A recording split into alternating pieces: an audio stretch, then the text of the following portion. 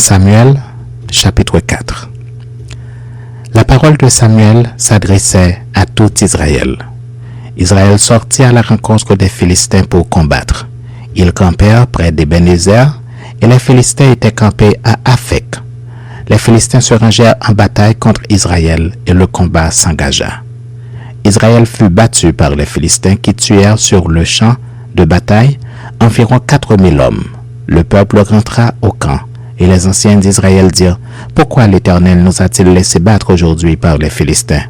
Allons chercher à Silo l'arche de l'alliance de l'Éternel, qu'elle revienne au milieu de nous et qu'elle nous délivre de la main de nos ennemis. » Le peuple envoya à Silo d'où l'on apporta l'arche de l'alliance de l'Éternel des armées qui siège entre les chérubins.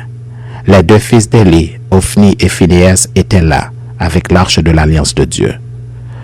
Lorsque l'arche de l'alliance de l'Éternel entra dans le camp, tout Israël poussa de grands cris de joie et la terre en fut ébranlée.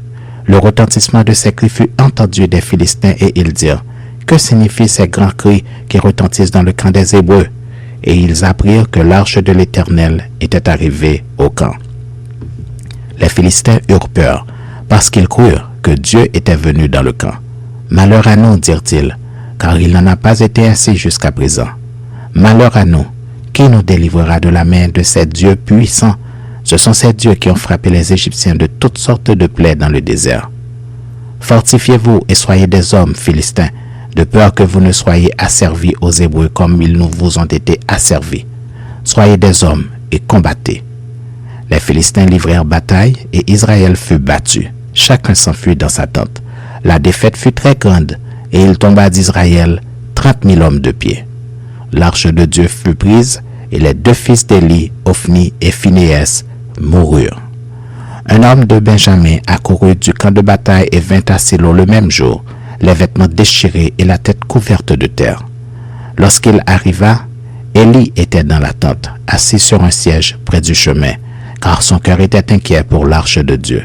À son entrée dans la ville, cet homme donna la nouvelle, et toute la ville poussa des cris. Élie, entendant ces cris, dit « Que signifie ce tumulte ?» Et aussitôt l'homme vint apporter la nouvelle à Élie. Or, Élie était âgé de 98 ans. Il avait les yeux fixes et ne pouvait plus voir. L'homme dit à Élie, « J'arrive du camp de bataille, et c'est du camp de bataille que je me suis enfui aujourd'hui. » Élie dit, « Que s'est-il passé, mon fils ?»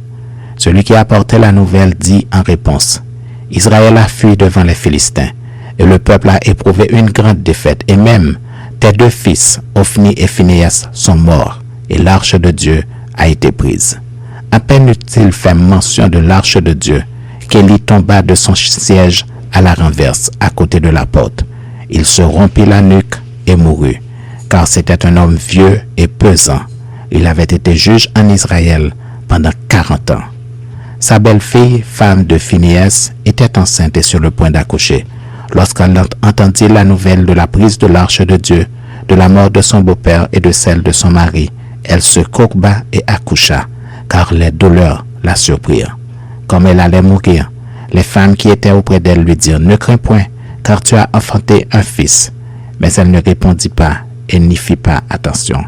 Elle appela l'enfant Ichabod en disant « La gloire est bannie d'Israël. » C'est à cause de la prise de l'arche de Dieu et à cause de son beau-père et de son mari. Elle dit « La gloire est bannie d'Israël, car l'arche de Dieu est prise. »